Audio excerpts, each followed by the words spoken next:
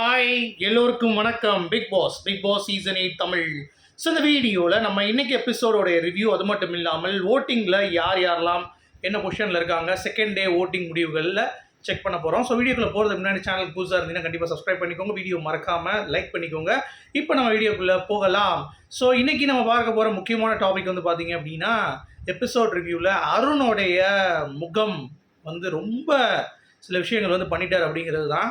அதாவது promos cut பார்க்கும்போது கூட அவருக்கு இழைக்கப்பட்ட துரோகம் அப்படின்ற மாதிரிலாம் நம்ம யோசிச்சிருந்தோம். அதனால தான் ப்ரொமோ ரிவ்யூவில் எதுவும் வந்து பேசலை. ஆக்சுவலாக இதுதான் நடந்திருக்கு, இப்படி இருக்கலாம் அப்படின்ற மாதிரி அனலைஸ் பண்ணியிருந்தோம். ஆனால் அருண் செய்தது ஒரே ஒரு பாயிண்ட் அப்படின்னு பார்த்தீங்கன்னா, அது தீபக் கூட இருக்கப்போ மட்டும்தான். அதுவும் அவர் ஃப்ரெண்ட்லியாக பேசின ஒரு விஷயத்தை எடுத்து வேறு மாதிரி கொண்டு போனது அப்படிங்கிறது அவர் பேசும் பொழுது அதுக்கு தான் தெரியுது. ஆனால் அதுவும் ஒரு மன்னிப்பு கேட்டு முடிச்சிட்டாங்க அந்த பிரச்சனை. அதுலேருந்து தீபக் ஃபுல்லாக அப்செட். தீபக்கோடைய கேம் எல்லாமே காலி ஆகிடுச்சு அப்படிங்கிறது எத்தனை பேர் நோட் பண்ணீங்க? ஸோ என்ன நடக்குதுன்னு பார்த்தீங்கன்னா, இவர் போய் நிற்கும் போது ட்விஸ்டர்னு ஒரு வார்த்தையை விடுறாரு ஜாலியாக. அங்கேருந்து ஆரம்பிக்கிறது வேறு லெவலில் போயிடுச்சு.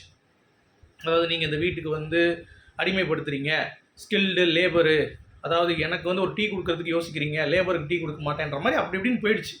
இவ்வளோ தான் டீ கொடுப்பேன் லேபருக்கு அப்படின்ற மாதிரி அந்த வார்த்தையை அருண் பிடிச்சிக்கிட்டு கடைசி வரைக்கும் தீபக்கை போட்டு அடித்தது அப்படிங்கிறதுலாம் வந்து அவரும் வந்து சும்மா சொல்லக்கூடாது, அடி வெளுத்தாரு. ஆனாலும் தெரிஞ்சு போச்சு, ஐயோ இந்த வாரத்தை விட்டு வீக்கெண்டில் வச்சு பிரிச்சிருவாங்க ஏதாவது தப்பாக சொன்னோம் அப்படின்னா, அதனால் போய் காலில் விழுந்து மன்னிப்பு கேட்டுருவோம் அப்படின்ற மாதிரி ஸ்ட்ரைட்டாக போய் வந்து பார்த்தீங்கன்னா தீபக் வந்து அருண் கிட்ட போய் பேசி அவர் வந்து ஓகே சாரி நான் மன்னிச்சுக்கோ அப்படின்ற மாதிரி வந்து பார்த்தீங்கன்னா சொல்லி அழுது கண் கலங்கிட்டார் மனுஷன். அதை பார்க்க முடியாது, நமக்கும் வந்து என்னடாது அப்படின்ற மாதிரி இருந்துச்சு.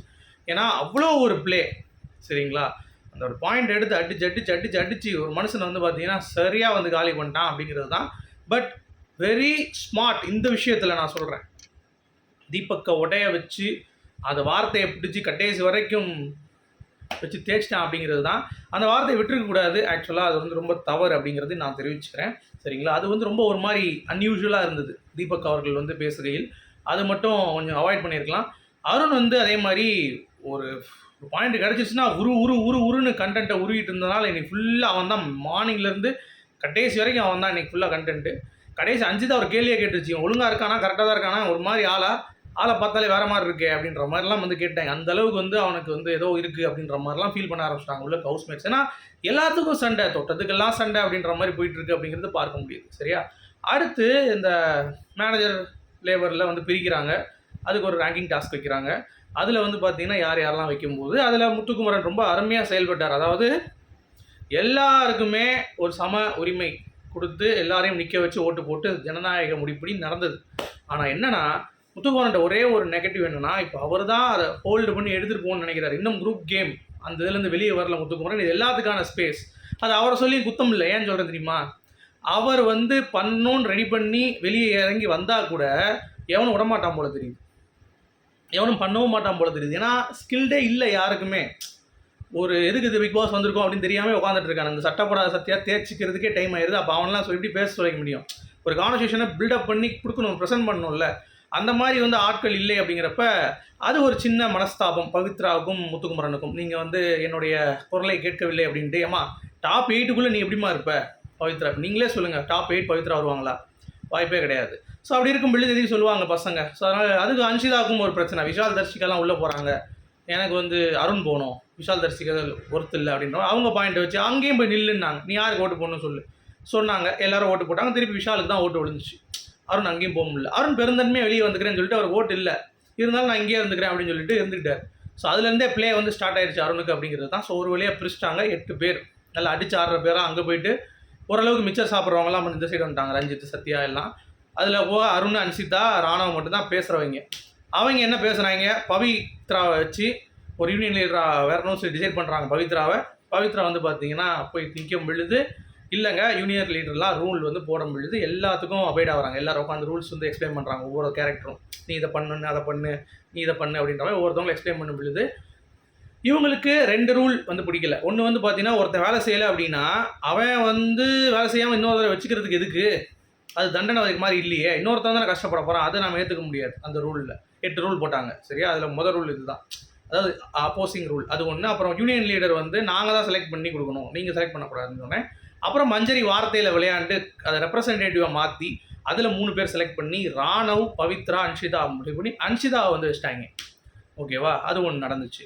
அடுத்து இந்த முத்துக்குமரனுக்கும் வெளியே வந்து பார்த்தீங்கன்னா அருணுக்கும் ஒரு ஃபைட்டு. அதில் முத்துக்குமரன் மேலே வந்து ஒரு தவறு. என்ன தவறுனா, அவர் பாட்டு வந்து 3 ரூல்ஸ் நான் போடுறேன் அப்படின்னு சொல்லிட்டு யாரையும் டிஸ்கஸ் பண்ணாமல், மேனேஜருங்கிறப்ப எல்லாருமே பேசி வந்திருக்கலாம். அவர் வந்து ஒரு முதல் ரூல் அம்மா மேடம் தான் கூப்பிடணும், சார் தான் கூப்பிடணும், 2வது ரூல் அப்படின்ற மாதிரி பேசிட்டு யூனியன் நான் தான் செலக்ட் பண்ணோன்னே கொந்தளிச்சிட்டாங்க.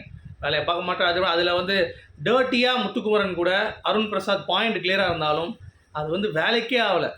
ஏன்னா ஃபுல் அண்ட் ஃபுல் வன்மத்தை கற்கிற மாதிரி இவர் சொல்கிற அந்த கவுண்டருக்கு வந்து இவரை ப்ரொவோக் பண்ணுற மாதிரி நிறைய விஷயங்கள் பண்ணார். அதுக்கு தான் முத்துக்குமரன் நல்ல பதிலடி கொடுத்தார். You're a provoker, you're a twister அப்படின்ட்டு. இவன் வந்து சும்மா பேன்னு கிடந்தான். மற்றபடி அதில் எந்த ஒரு சுவாரஸ்யமும் இல்லை. அடுத்து ஒரு ஃபைட் இதே இது வந்து பார்த்தீங்கன்னா அடுத்து ட்ரான்ஸ்ஃபார்ம் ஆகுது. எந்த ரூபத்துலன்னு பார்த்தீங்கன்னா, இவர் பாத்ரூம் போகிறப்ப நீ வாசிக்கிறோன்னு சொன்ன உடனே அவருக்கு வந்து பார்த்தீங்கன்னா டக்குன்னு ட்ரிகர் ஆகிடுது.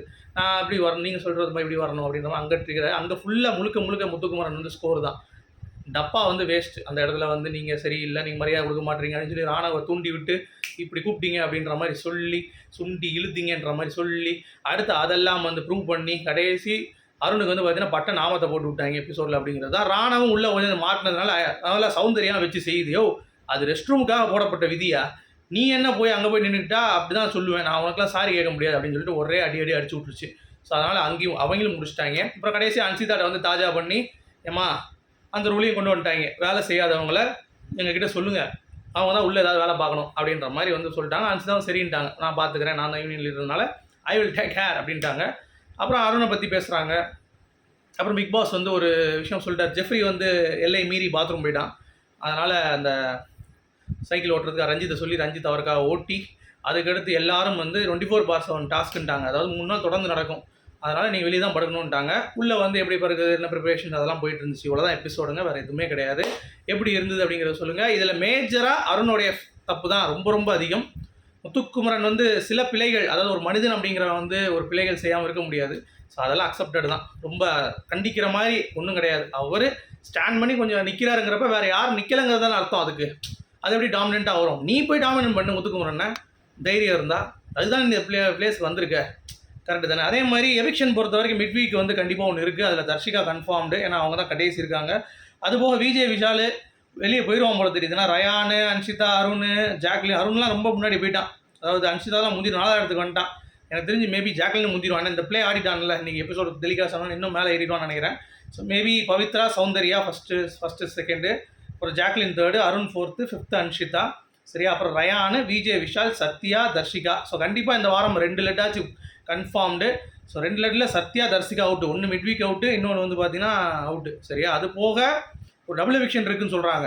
ஸோ மொத்தம் 3 லட்டு இந்த வட்டம். 2 லட்டு இல்லை 3 லட்டு. ஸோ 3 லட்டில் என்ன நடக்க போகுது அப்படிங்கிறத நம்ம பொறுத்து இருந்து பார்ப்போம். சரியான ட்விஸ்ட்டு. 1 தர்ஷிகா, இன்னும் 2 தான் சத்யா விசாலா இல்லை சத்யா ராயனாங்கிறது தான் கொஞ்சம் டவுட்டாக இருக்குது. ஏன்னா சத்தப்போடா சத்யா இதுக்கு மேலே இருந்து என்ன பண்ண போகிறதா அப்படிங்கிறது தெரியல. ஸோ உங்களுடைய கருத்துக்கள் சொல்ல மீண்டும் சந்திப்போம். Good bye.